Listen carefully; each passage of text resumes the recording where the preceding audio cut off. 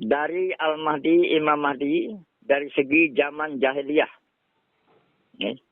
Nah, Itu judulnya ya. Nah, sekarang saya diulang ya. iya lanjut. Bismillahirrahmanirrahim. Assalamualaikum warahmatullahi wabarakatuh. Assalamualaikum warahmatullahi wabarakatuh. Assalamualaikum warahmatullahi wabarakatuh. Dari Al-Mahdi, Imam Mahdi, dari segi zaman jahiliyah. 1.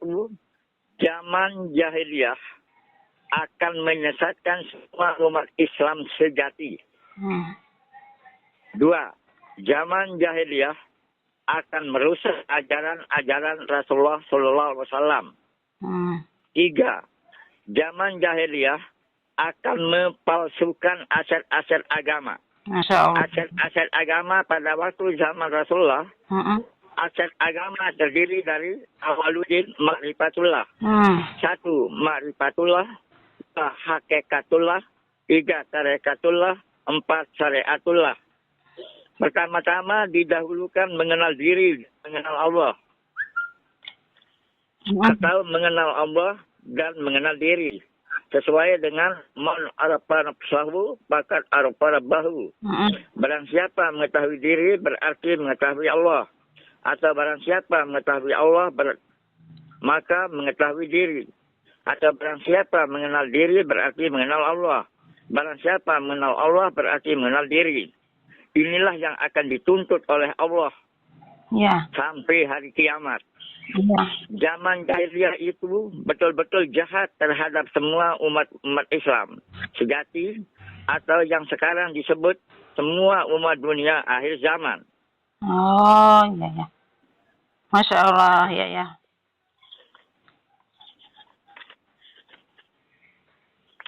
Dari Al-Mahdi, Imam Mahdi juga. Zaman jahiliyah pada zaman dunia akhir zaman. Zaman kalimat jahiliyah menjelma menjadi zaman kejahatan. Kenyataannya partai komunis lebih jahat daripada penjahat. Daripada zaman jahiliyah. Partai komunis yang timbul, yang berasal dari negeri Tiongkok, dari Rusia, atau negeri Cina. Partai hidup, partai hidup. Saya akan menulis dengan menyatakan partai ini lalu direbut secara gaib, tulisan menjadi partai hidup. Maka timbullah pertanyaan, yang mana partai hidup itu? Jawabannya dari Al-Mahdi, yaitu partai. Saya mau menulis partai, tambah canggih rahasianya hidup ini dari tersurat menuju tersirat. Berbicara soal partai, masalah dunia, bukan masalah akhirat. Karena merupakan organisasi terlarang, yaitu Partai PKI, yang artinya Partai Komunis. Al-Mahdi, Imam Mahdi belum tahu Indonesia. Bahkan belum tahu apa Indonesia itu. Sebelum Indonesia merdeka, Partai Komunis sudah bergelia, ada di mana-mana. Kedua partai ini pada saat kepresidenan Soekarno dan Soeharto, kedua presiden ini merupakan akar dan pohon. Soekarno sebagai akar sejarah, Soeharto sebagai pohon sejarah. Mohon untuk dihayati ya, Nak. Iya. Dalam sekali petunjuk yang datang, Masya Allah, masuk akal. Terus? Sebelum Indonesia merdeka, sampai sesudah, belum dikatakan merdeka. Bahkan sampai sekarang belum merdeka. Karena Presiden Soekarno berkata, Indonesia berkembang, cuma kembang-kembangnya saja. Karena banyaknya musuh dalam selimut bangsa, terutama Partai Komunis. Salah satu partai yang bersifat rahasia. Partai ini perlu diwaspadai oleh semua umat Islam sejati. Karena Partai Komunis itu sampai dunia akhir zaman akan menyesatkan akan mengacaukan, akan merusak ajaran-ajaran Islam sejati. Insya Allah, ya. Bahkan sampai aset agama, bangsa, dan negara dirusak oleh Partai Komunis ini. Bahkan juga Partai Komunis ini lebih daripada zaman jahiliyah. Seperti pada zaman Rasulullah, tempat nyatanya Partai Komunis ini dinyatakan oleh akar sejarah dan pohon sejarah. Siapakah akar sejarah itu? Siapakah pohon sejarah itu? Dan siapakah cabang-cabangnya dan ranting-rantingnya akar sejarah itu? Dan siapakah pohon sejarah itu? Dan apa yang lahir dalam akar sejarah? Yang lahir Orde Lama dan Orde Baru. Disinilah Partai Komunis mulai bersandiwara untuk mengajak umat Islam sejati untuk tidak yakin tentang adanya Allah. Masya Allah, berinding aku. Lanjut. Lanjut. Jadi, karena Al-Mahdi sudah kerjasama dengan Nabi Isa Al-Masih untuk memanusiakan manusia, bukan membinatangkan manusia. Imam Mahdi mengatakan, bagaimana hasil kerjasama dengan Nabi Isa? 2. Benarkah ajaran Nabi Isa itu benar? Ajaran Nabi Isa kata-kata canggih yang jawabannya sama dengan ajaran Muhammad. 4. Pembangunan manusia kerjasama dengan Al-Mahdi. Imam Mahdi kerjasama dengan Nabi Isa Al-Masih. Untuk jelasnya, bagaimana caranya kita semua untuk memanusiakan manusia, bukan membinatangkan manusia. 2.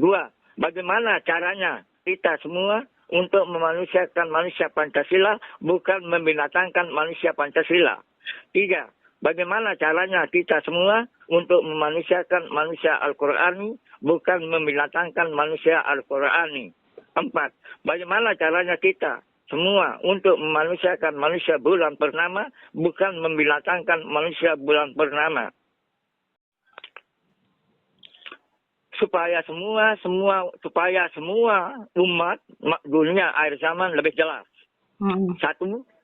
Bagaimana caranya kita untuk memanusiakan manusia, bukan mengkomuniskan manusia. Kalau mengkomuniskan manusia berarti PKI. 2. Bagaimana caranya kita untuk memanusiakan manusia Pancasila, bukan mengkomuniskan manusia Pancasila. 3. Bagaimana caranya kita semua untuk memanusiakan manusia Al-Qur'ani, bukan mengkomuniskan manusia Al-Qur'ani. 4. Bagaimana caranya kita semua untuk memanusiakan manusia bulan purnama, bukan membinatangkan manusia bulan purnama. Bukan mem-PKI-kan manusia bulan purnama. Bukan mengkomuniskan manusia bulan purnama. Bukan membiadabkan manusia bulan purnama. Disinilah kenyataan rahasia hidup zaman jahiliyah berubah menjadi Partai Komunis Islam Sejati. Begitu, ya. Apakah Indonesia sudah merdeka atau tidak? Semua rakyat jelata tidak tahu. Karena bujuk rayu Partai Komunis sangat canggih terhadap rakyat jelata. Partai Komunis ini betul-betul canggih dari segi bujuk rayu. 1. PKI disingkat menjadi Partai Komunis Indonesia. 2. PKI disingkat menjadi Partai Kiai Indonesia. Oh, pantesan. 3. PKI disingkat menjadi Partai Kemerdekaan Indonesia. Banyak nama-nama sehingga rakyat jelata jadi bingung. Setelah dunia akhir zaman, partai ini akan diluruskan. Akan diluruskan oleh 6 tokoh pejuang umat Islam sejati. Bukan oleh sejati. Diulang Bali. Oleh 6 tokoh pejuang umat Islam sejati. Bukan komunis sejati. Ya. Di antara yang 6 ini adalah 1. Ajaran Soekarno. yang pada Pancasila, Undang-Undang Dasar 45, garis-garis besar haluan negara, bila perlu P4 hidupkan kembali. Ya.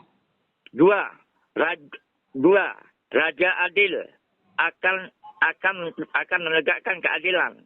Satu, adil pada diri sendiri. Dua, adil pada sesama. Tiga, adil pada Allah. Berbicara soal adil, memang banyak sekali. Benarkah konsep yang keluar dari Al-Mahdi, Imam Mahdi? Tiga, Ratu Adil mengikis habis kebodohan dan keterbelakangan. Empat, Satria Piningit yang diharap menjadi Presiden Republik Indonesia untuk tahun 2024